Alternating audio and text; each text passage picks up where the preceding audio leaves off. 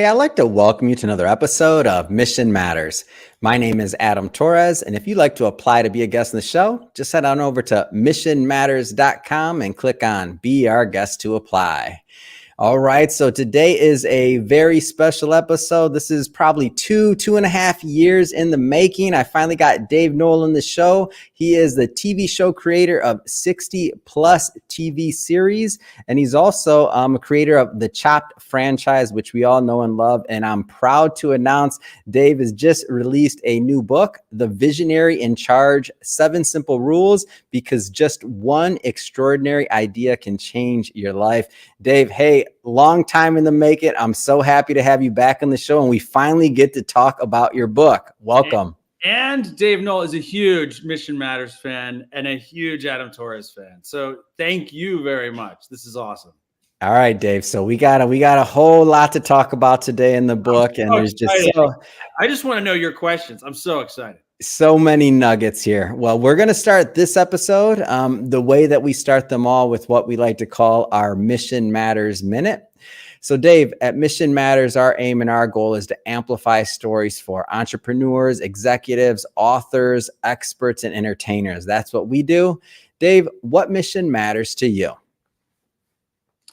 Really, to me, the goal is, and it seems so simple to say, but the goal is to inspire people. What I've noticed is selling a TV show is so crazy hard. The only way to sell a TV show is to come up with some sort of very short, very inspirational way to describe that show, to pitch that show. And you have to do it again and again and again through the course of the development, through the course of the pilot, through the course of the production, until you get that show on the air. And that's what people say. They say, Dave, you inspire us, and that's why we give you all this money to make TV shows. So that's my goal. Amazing. So great having you on. And I want to dive right into the book. People are going to get to know about your background as we go through the book, and as we kind of unveil, step by step what you wrote about. And we're going to jump all around the book. So this isn't a linear interview. And for everybody listening, I'm only going to give you maybe a couple spoilers I'm going to bring out of Dave, but I want you to pick up a copy of the book. So don't worry, there'll be a couple of little spoilers in there that I want Dave to elaborate on, because I'm curious.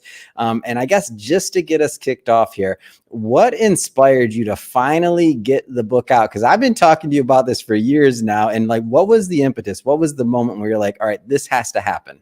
I just, there was a point where the genesis for the book was, there was a point where my partner Cleave and I used to pitch shows on a yacht in the south of France. And I know that sounds completely bonkers and completely crazy, but it was true. When I was reading that section, I was like, oh, poor guy. I see, Dave. Yeah, it's been a rough life. Go ahead. So rough. It's grueling. You have no idea. There was a point in time where we worked with Barry Diller, who's a billionaire. He started the Fox network. He greenlit The Simpsons and Married with Children and Beverly Hills 90210 and all those shows. And then he at one point he ran Paramount Pictures. At one point he ran the USA Network, and he built this amazing career. And he's a billionaire. And so we worked with him, and he basically said, look, what you guys do is so unique and so special. You could create the next Wheel of Fortune, the next Family Feud, the next Voice, or America's Got Talent. What I'm going to do is, there's this TV festival twice a year in Cannes in France, right on the water. I'm going to get you a yacht, and I want you to take one show and pitch it 10, 10:30, 11, 11:30, 12, et cetera, et cetera, et cetera. And that schedule's in the book, by the way. He has a printout of this in the book. And I was so proud when I saw it, because I was like, this is what I'm talking about. You went as an author a step further, and you showed people. Continue. I just want the audience to know, that's in the book. He's not exaggerating. Go ahead. Yeah. And what would happen is, if you hit it right, if you hit a great idea, you'd be pitching to executives from France at 11. And then at 11:30, it would be executives from Japan. And then at noon, it would be people from Denmark or Sweden or whatever it is. And over the course of 4 days, that idea would become more and more and more popular. And so it would bring other executives, and and then by day 3, you'd have a time slot and you'd say, hey, can we just let as many people in as possible? And they would say yes. And you'd pour some rosé, or you'd pour some coffee, or whatever it was, depending on the time of day. And you'd pitch this game show again and again and again. And you'd have this amazing moment after 3 or 4 days of this, where you're just exhausted and you're trying to write all these notes. You have all these notes. And I was going through on the final day, we were on the upper deck drinking rosé. And we were going through all of our notes, and we took a bit of a break. And it was in that moment where I said to myself, Dave, you've learned so much about how to create these brands and bring them to life around the world. Chopped is now over 1,000 episodes.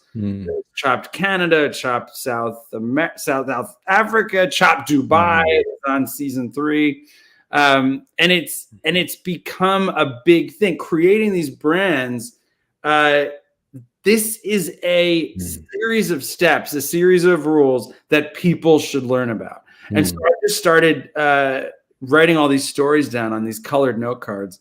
What about this story? What about this story? What about this story? Oh my gosh, there's this thing Barry Diller told me. There's this thing that you learned from Walt Disney's nephew. There's this story you learned about Oprah. There's this story about I worked once with Tom Cruise. You have all these stories. And then as I would go through the note cards, these rules became very, very obvious and very clear. And so that's where the 7 rules come from. So as I say, more than anything, I hope it inspires people, whether you want to create TV shows, or whether you want to create a new website, or whether you want to create content for YouTube. There's concrete rules that you can follow. Yeah. And I looked at, and I thought it was super interesting, because you had, when I was thinking about you putting together the content that you were going to do. So correct me if I'm wrong. I don't know how many you said it was in the book though, like 24 notebooks, like every time you did a pitch, every time you did something, you have a whole shelf of notebooks. So when I was thinking about how you could possibly, all of us say, I don't care, anybody that's written a book or anything like that. I mean, I've interviewed hundreds and hundreds of people, and we talk about, all this knowledge is in our head. So getting the knowledge out of your head is hard enough, but like, how did you decide what content you were going to put in there? Because you just you've always written these notebooks just for your personal business. Like, how did you decide? Whenever I have any meeting, so even now, whenever I have anything, I always see you write, by the way. Now I know we've had a couple meetings, and I always see you writing in that, or in a notebook. You're going down when we're on Zoom and you're writing in something. Now I have context. Now I'm in my head. I'm like, is that number 28, number 30? What notebook is this one going in, Dave? And I've always done it. And I have little, indications. I have a light bulb if there's an idea that I have that's important. If it's something that the person is saying, so when I'm talking to you and you say something brilliant, which you very often do, I star it, or I double star. So if you're not writing and somebody's doing a call with you, there's a problem. Go. No, the answer. He's bored. He's really bored. He hasn't written. Now I got a goal. Thanks. And I went back through all of those notebooks. I think at this point I probably have more. I probably am over 30, maybe 29.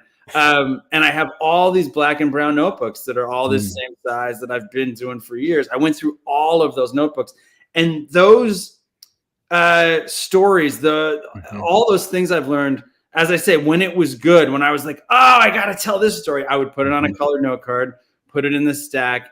And as I say, once I started going through them, these rules emerged. And then there's stories. My brother read the book, and he called and he said, "You didn't put the Martin Scorsese story in the book." And I said, "I know. I just didn't." There's a Martin. Well, you had all the other ones. There's just so many. But yeah, who left? Oh, thank you. I was stuck in a stairwell once with Martin Scorsese. It's another story altogether. But that did not make the book. Oh man. Well, I do wanna, give the audience a little bit of a flavor for the book and like some of the lessons in there. So I want to pull out one story in particular that just I'm telling you, change for the business owners, for the entrepreneurs out there. I don't know if this is the story that's going to do it for you, but I'm telling you, the book has life-changing moments in it. I spent a whole weekend kind of preparing for this interview, and I was pretty exhausted from the standpoint of there was so much for me to think about as an entrepreneur. And I don't mean just in creating content, but I mean as an entrepreneur. So the one I want to talk about, Dave, you might know where I'm going with this, but the lemonade stand. I was like, I want to build out at least one story. We're not going to do too many spoilers here because I want people to pick up the book. But that one, Dave, when I have empathy, it's a big theme in my life. And I'm just telling you, I felt your pain. Like, I think when I was done reading that, my mouth was literally open. I put the book down and I was like, I need some air. I had to go out to my balcony. I think I might even poured myself a cup of coffee after that. Like, I was feeling the pain. I'm like, man, that was supposed to be an easy win. Tell the lemonade story, please. The lemonade stand. And that's the thing, when you've had this kind of crazy career like I've had, you have these moments that do change everything. And that's I was like, that was one of the first things I wrote down. Obviously, it had to be in the book. So we were working with Barry Diller, and we hadn't been there very, very long. He had a production company in Los Angeles, and then we ran all the creative and all the sales for his production company in New York. And so we're there. It's only been about 3 or 4 months. Cleave and I have this awesome idea for a show. And it all came together so fast. This never happens in TV. TV always takes forever. Years, 2 years, 3 years. But in this particular case, we had this amazing idea for the show. And we had what we thought was the perfect talent, and they were only one phone call away. We had worked with this person before. And we had what we thought was the perfect network for it, the perfect buy. And so we called up the talent. The talent immediately responded, got their team on with us the very next week. Then we called up a couple key places to pitch. We went on one practice pitch, which was another potential buyer, but a potential buyer that we didn't love as much. And then we got to the buyer, pitched the show, and they bought it straight to series. So usually in TV. So this never happens, like you said. Like, this is like. It's maybe happened 3 times to us ever, where it's, usually some sort of development deal, or there's casting, or there's a pilot, or it's so. Chop took 2 years to get on the air. America Says took 2 or 3 years to get on there. This was almost immediate. We went in and pitched. They loved it.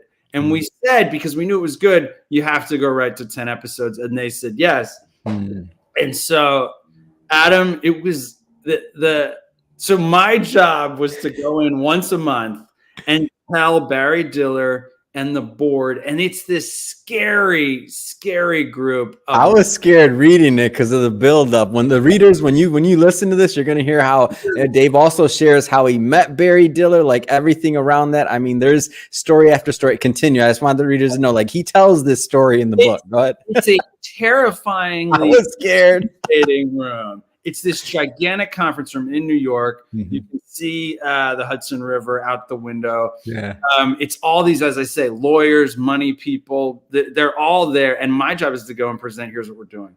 And then on the screen is Barry's partner, just the scariest dude you've ever seen in your life. That is the guy who they modeled Mr. Burns on. That literally... They met with that guy and they're like, well, he needs to be a character in the show. He's that scary and you're just terrified. But that day, I knew I had this goal, and I knew I had a win, and I knew Cleave and I had done something that we just didn't think we could do. We were thinking big, and I talk about this in the book. We thought of ourselves at that moment as big thinkers. We thought big. We had this idea. We had the perfect talent. We made the sale. Each episode's $600,000, $700,000. We got 10 episodes. It's a deal right away in the millions, obviously. And so you're supposed to go in this meeting and be a rock star, basically. I looked amazing. I had my best suit on. My wife was like, whoa, what's going on today? You look fantastic. And I was so happy. Cleave was so happy. The whole team was so impressed. And we had these printouts. This is the way Diller likes to work. You do these colored printouts of the whole plan for the show so he can leaf through it as you go. And I even put gold binder clips. That's how cocky I was. I was like, let's go with the gold. We don't want the black binder clips. Wow. And so I go through the entire presentation. This just, I paint the picture, not only of the show, but of the whole success and how great this was and how rare it is. And they're all taking notes. They're all very serious. Yeah. No one wants to say anything until he says something, obviously. Yeah. And he's leafing through and he says, why are we doing this again? Ouch. And I laughed. When I read that, I'm like, come on, man. I literally laughed at billionaire Barry Diller at his face because I didn't know what else to do. And I was just and I hit a couple bullet points and I knew something was going wrong, but you're like, I know he understood it, but I don't have anything else to say. I didn't know what else to do. And so I summed it all up again in 30 seconds. And he took the pile of papers and slid it across this giant dark wood table. And as I say in the book, I can still hear the gold binder clip slide across the table. And he said, he looked at me. Now, wait, can I curse on the Mission Matter? You can. So he looked and he looked me dead in the eye and he said, it's a fucking lemonade stand. When you said that, and I was absolutely shocked. My heart. And then he just destroyed it. He dismantled it. He basically said, I know this talent. I know this buyer. And he said, I know this type of show. This type of show is only going to last 2 seasons, 3 seasons. You can't do a version in France. You can't do a version in Italy, a version in Australia, a version in Dubai. This is only going to make X dollars per season.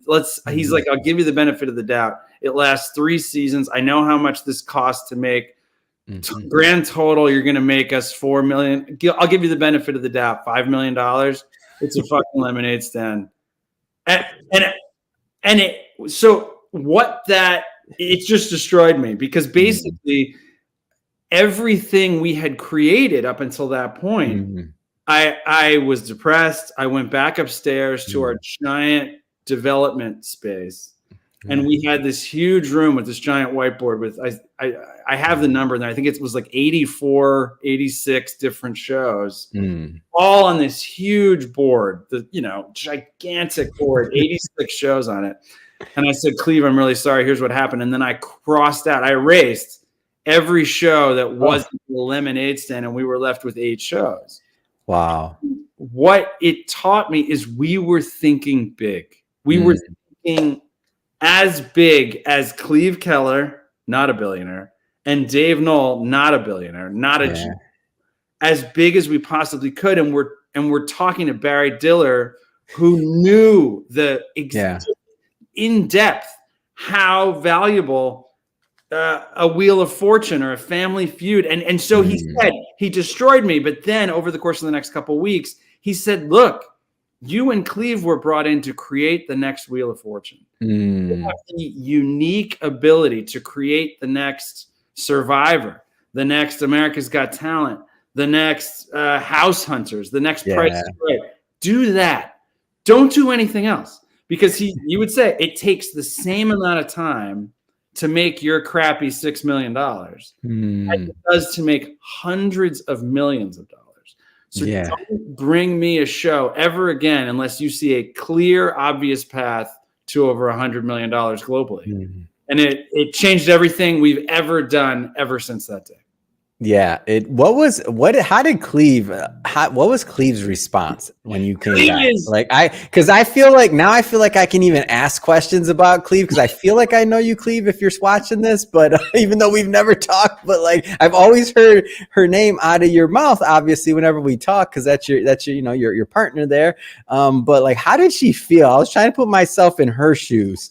I'll say this. Cleave is what I describe Cleave as this popcorn popper, this fireworks display of ideas. And that she has this crazy unique ability that I have never seen before. And I've been doing this now for 20 years. I've never seen anyone have this level of creativity. We can get an assignment from Netflix can Zoom with us and say, here's what we want. We want a dating show targeted exactly this person, but we don't want it here. We want it here. We want it set on an island. We want it set in the mountains. They can say whatever they want. Cleave can come back Monday. Like, I might have 6 ideas if in a great weekend. Like, I would go through all of our old stuff. I'd dissect other shows that we've done. I'd put the pieces back together into these very carefully. Cleave would have 36 ideas in a week. 45. And that's her level of creativity. She is just unbelievable. But the really interesting thing about her is, even more than me, she has this New Yorker attitude. So even though she's from Maine and I'm from the Nowheresville, New Jersey, the farm country Jersey, she has this New Yorker, very tough attitude where she can flip and just be like, I get it. I'm totally in. He's right. We're wrong. Wow. So she just, like, the amount of trust and insight there, and just to be able to pivot on a dime like that. We still say to this day, me and you were in our emotions, and I say me not because I was there, but when I was reading the book, I was in my emotions, man. Cleve's like, I get it. He's right. He was literally very quickly was like, he's right. This is exactly. And there's an excitement in her because she was like, he knows this much better than we do. For sure. 100 million. That was her bang. Let's do this. Stop crying. Let's not do, there's no sorrow here. Let's just go and move. Yeah. And that's, to this day, that's what we did. That it is why before we worked with Diller, we had done 80 episodes of TV or 150 or whatever. Now we're up to 3,700. That's all related to that guy. Yeah. And I think, the business owners, the entrepreneurs, that executives that listen to this, like, obviously at Mission Matters, we create content. That's a given. But when I was thinking about applications, even of like in my past, I'm like, wow, how many businesses was I involved with? How many things did I do? How many things did I spend time on that were never going to hit my goal? But I spent my time or money or effort on, and it's like, wow, if you had that right mindset in the first place and knew what the goal was, and if you had the right input and the right influence, it's like, man, how much time could you save, right? And so often we take these small steps, and there are definitely times to take small steps. Yeah. What Diller was essentially saying is, with what you all do, what is the biggest example? What is start there and aim there. What's the biggest money-making television show in history? It's things like, yes, it's Seinfeld, but it's not The Sopranos. It's not Game of Thrones. The biggest money-making shows in history are things like Wheel of Fortune and Family Feud and American Idol and America's Got Talent. These things make, in the course of their lifetime, $1 billion. Wheel of Fortune started in the 70s or the 60s. Wow. They started ages ago. Family Feud started in the 70s. Like, these are things that are still on. It makes a ton of money. The Today Show, the Tonight Show. These are the types of brands you want to start. I want to talk about another concept that you talk about in the book that I didn't get it. Like, we met, over the course of some years, and you'd always go back to this point. Like, it was always a starting point. And I was thinking about it from the context of our conversation. I'm so excited about it. I'm so excited. Like, what is he going to talk about? Then I was thinking about it from the context of businesses as well. And now I've become a title snob. Everything I look at, I'm looking at titles now for everything. And you always told me, you're like, well, what's the title? What's the title? Give the concept of like how important a title is in the show and in creating a show, because now I see it in everything. I'm telling you, I see it everywhere, and I'm like, I'm over here trying to rank and rate. Are these the right? This title might be, and obviously I am an unqualified person to make those judgments. But the title, what's in a title? When you're creating a TV show. I've heard executives say just the dumbest things. They'll say, well, the title doesn't matter. And you're just like, are you kidding me? Do you know how many? I've said that to you. Just so you know, you don't remember this, but I remember our first conversation. I remember it very clearly. And I'm for the audience. You were telling me about, like, we're talking about shows, we're talking about things, and I'm thinking about, like, even what we're doing, and you're like, but what's in the title? What does it mean? And I'm like, the title doesn't matter. It's just what I've said that to you. I'm sure you don't remember, but continue. So I have said the dumbest thing. Now, after I read it, I retract it. The title is everything. Continue, please. So sometimes we have sold shows based on title alone. Wow. And so that has led me to think, so the way we look at it is we work extremely hard on titles. I have a list right now on my computer that's more than 70 pages. 70 pages, not 70 lines, pages. 70 pages, and then small font, because this is in the book. And it's there. It's title. And then when it's great, we highlight it. So we have it, and I can just kind of rattle through. And it's separated into different types of shows: adventure shows, cooking shows, dating shows, etc., game shows. And what we have realized is there are 4-star titles that they can sell the show alone. And then there's 3-star titles, which are at least great, and you're fine. Like, at least, but there are titles out there, like the show 24. That is such a great title. First of all, people love numbers. It makes you go, what is that about? And then you hear the hook. The hook is there's 24 episodes, and each episode's an hour, and it's one day in this guy's life. He's a spy. He works for the government, whatever it is. It is so compelling and immediate and brilliant. Saturday Night Live is a great title, not only because it's descriptive, and this is the mistake a lot of people make. Oh, well, it's great because it describes the show. It's on Saturday nights and it's live. Yeah. But it doesn't just tell you the description of the show. It tells you the feeling of the show. There's an energy to Saturday Night Live where even if you've never seen it and you didn't know what it was, you just know, like, how do you feel on a Saturday night? Yeah. If you're 22 years old, right? If you're 18, if you're 20, you're on top of the world on a Saturday night. And so Saturday Night Live, those words just jump out at you.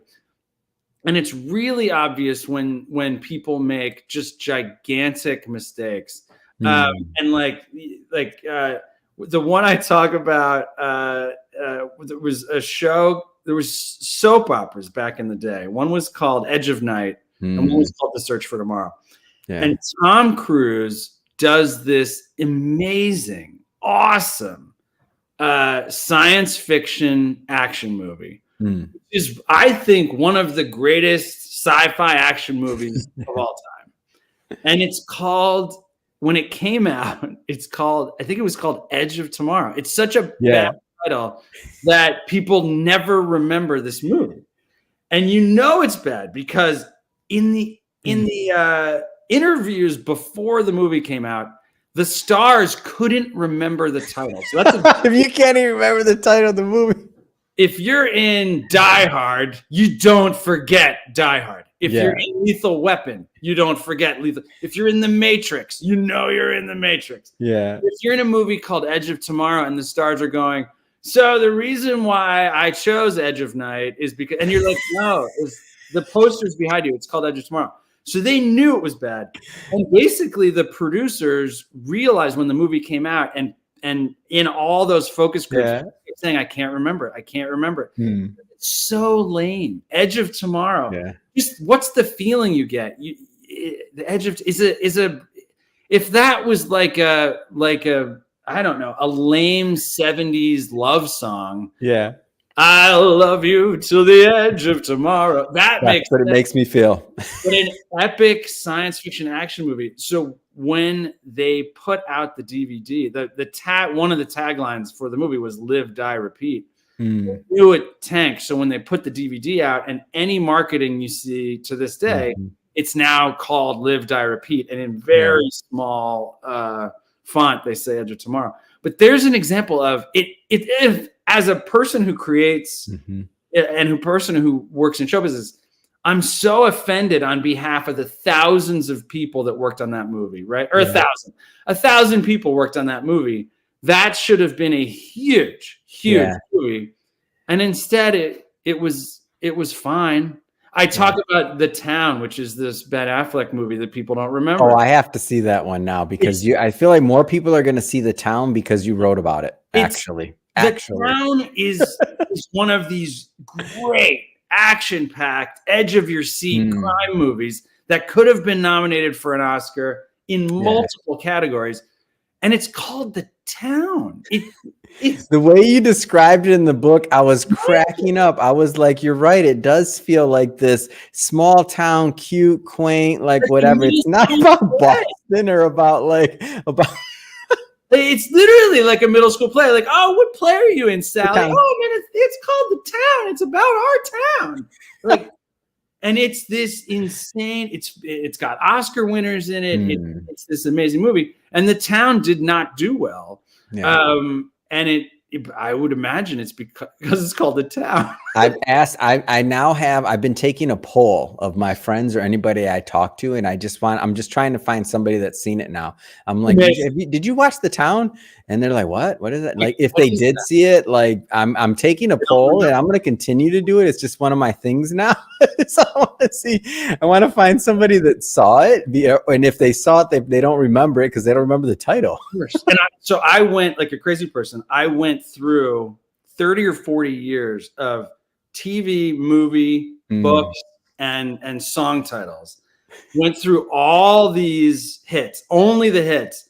And then I listed words you see again and again and again and again. And I said, if you're titling anything, use one of these words. And so there's just gigantic list of words. The royalty, people love king or queen.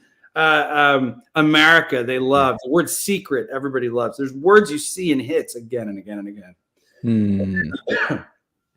And this is all in the book. So for everybody that's watching and listening, just so you know, like in the book, Dave breaks down. He's got a list there. I'm pulling some of your words already. I'm like playing with titles. I actually, and you don't know this, Dave, I was saving this to tell you on this. I have my creative team reading your book. I think at this point I've purchased at least 10 copies of your book. Chirag, the other co-founder here, he's reading it. Jeff Norriscog, he's reading it. Matt Cook, director of podcast agency, he's reading it. Jennifer's traveling right now, but when she comes back, this has become required, kinda. I won't say required because we don't require anything in our company, but this has become highly suggested reading within our company. And we're and the other co-founder, his goal is to have this done in the next 2 weeks. We have a first weekend of May meeting where we're going to do a deep dive based off of the book and kind of overview everything that we're doing at Mission Matters. That's how strongly we believe in your book also what you're teaching in there. So this isn't for everybody watching, like can't make this up. Like and I'll give you some plans here just so you know, Dave, because I want this documented because it is the truth. After you're reading your book and after that lemonade stand story and after some of these other things, I gave Chirag the high level reviews, but now we're going to start focusing on making some hit shows. So we have some other things coming out down the line, and that might sound odd if somebody's watching, like, what do you mean? Well, we've always focused on, our Mission Matters content, which we love, and we focus on all of that, but we've never really considered something outside of the brand of Mission Matters, which again, we don't have to do that, but why would we want to do that? Because we think there's other stories that need to be told. There's other concepts, there's other people that we want to feature. So all of that started though after I was like, you know what? There's more here. And then I was thinking like, there's a lot more in here and there's a lot more that we can do. So I'm excited. So I think our creative team and everybody else, they'll probably be done with this by the end of May with their sections in the book. So there's going to be way more coming. So when I think about the business owners, the entrepreneurs, the executives that are watching this, first, all the leaders out there, CEOs, C-suite, grab a copy, read it. If you feel what I felt when I read it, this is not just an entertainment book. I know we've been talking about that a lot right now, but it's not just an entertainment book. It's really an exercise in creativity. There's framework. I hope Dave has a coaching program coming out down the line because I think it's definitely needed. I think I bet he's got workshops and other things that he's planning or down the line. I know right now he's on the book tour and there's so many stories that maybe we didn't have time to cover today. Talks about, but I'm going to leave a couple of teasers for the audience here. We got Walt Disney's story going on the lot, talking to Walt Disney. We got Taylor Swift. How does Taylor Swift play into this? If you don't think she does, well, she does. Taylor Swift's story, and so much more. Dave, final question for you here today. If there had to be, and this is an unfair question for any author, but I like to do it to them. I don't care. If there was one takeaway out of the book that you hope your readers walk away with, takeaway, it could be a specific, it could be a feeling. Like, what do you hope that would be? It's funny because I didn't know what it was. People would ask that question, and I had a terrible answer. It was so long and boring, and I knew it was a bad answer. And my friend, one of my friends, because we've worked with her before, is Carney Wilson from the band Wilson Phillips. And Carney has this amazing personality where she is just pure energy and pure creativity. Yeah. And she's brassy and ballsy and just a ton of fun. And so she asked me the question. She was like, what do you want people to take away? And I gave her this horrible answer. And I'm giving her the answer, and I'm 90 seconds, 2 minutes, 2.5 minutes in. And she goes, stop, you're effing boring me. You're effing wrong. Except she didn't say effing. And she said, the book is to inspire you more. That's what every page is. You're gonna, if you're an entrepreneur, if you're a content creator, if you're a creator, she's like, you have been doing it for such a long time. You forget that the whole thing about you, your energy, it's to inspire. And she said, she's like, what I love about you is you're so effing smart, and you're so effing sweet, and you're so effing stupid. And it's all in the same package. And so she killed me. But she was like, that's the thing. You want to inspire people. Yeah. Well, I think you're going to accomplish that and so much more. If the people that are watching or listening, if they want to connect with you, if they want to follow the journey, how do people do that? How do they grab the book? Amazon, your website? Like, give us a feel for how people do that. So you can get the book on Amazon or Barnes & Noble right now. If you would like an autographed copy, my website is davenolltv.com. So DAVENOLL.tv.com. And everybody really connects with me on LinkedIn. So I'm on Facebook, I'm on Instagram, but LinkedIn is where people connect and they reach out. And I try to get back to as many people as I possibly can. Amazing. And for everybody listening, just so you know, we'll put Dave's website and all that good stuff in the show notes, so you can just click on the links and head right on over and check it out. And speaking of the audience, if this is your first time with Mission Matters and you haven't done it yet, hit that subscribe button. This is a daily show. Each and every day we have new episodes coming out for you, and we don't want you to miss a thing. And Dave, again, this has been such a pleasure.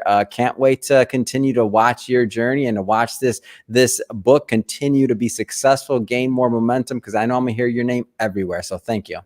Thank you so much. You guys are so smart.